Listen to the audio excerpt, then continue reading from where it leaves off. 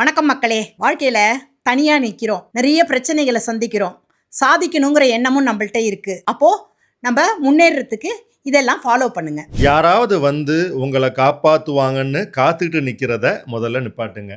நம்மளை காப்பாற்றுறதுக்கு ஒரு கடவுளோ இல்லை ஒரு ஹீரோவோ யாரோ வந்து நம்மளை காப்பாற்ற மாட்டாங்க.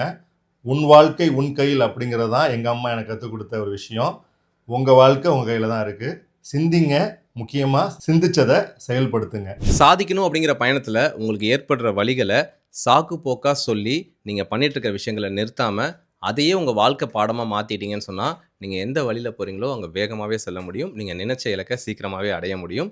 ஸோ சாக்கு போக்கு சொல்லாமல் உங்களுடைய பயணத்தை தொடர்ந்துக்கிட்டே இருங்க. நம்ம காயங்களை நமக்குள்ளேயே ஆத்திப்போம். ஆன்லைனில் போட்டு மற்றவங்கள்ட்ட சொல்ல வேண்டாம். ஏன்னா அங்கேருந்து நமக்கு சப்போர்ட் வருதோ இல்லையோ எல்லாரும் சந்தோஷப்படுவாங்க.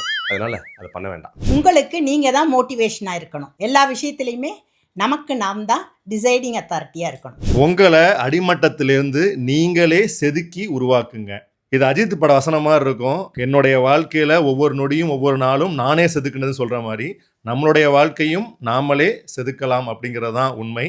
நம்முடைய லைஃப் பிளான்ஸை யாருக்கிட்டேயும் நான் இதை பண்ண போகிறேன் அதை பண்ண போகிறேன்னு சொல்லிக்கிட்டு இல்லாமல் அதை செஞ்சு முடித்து ரிசல்ட்டாக காமிச்சிங்கன்னு சொன்னால் உங்கள் மேலே வர மரியாதை அதிகமாகவே இருக்கும். ஸோ அதிகம் பேசாமல் செயலில் காட்டுங்க. நாங்கள் ஷேர் பண்ண அந்த விஷயங்கள் உங்களுக்கு ஒரு உத்வேகத்தை கொடுக்கும்னு நம்புகிறோம். உங்களுக்கும் இந்த மாதிரி கருத்துக்கள் சொல்லணும்னு தோணுச்சுன்னா கமெண்ட்டில் சொல்லுங்கள். அது மற்றவங்களுக்கும் பயனுள்ளதாக இருக்கும். இது போன்று மற்றும் ஒரு பதிவுடன் உங்களை சந்திக்கும் வரை உங்களிடமிருந்து விடைபெறுவது உங்கள் நாங்கள்.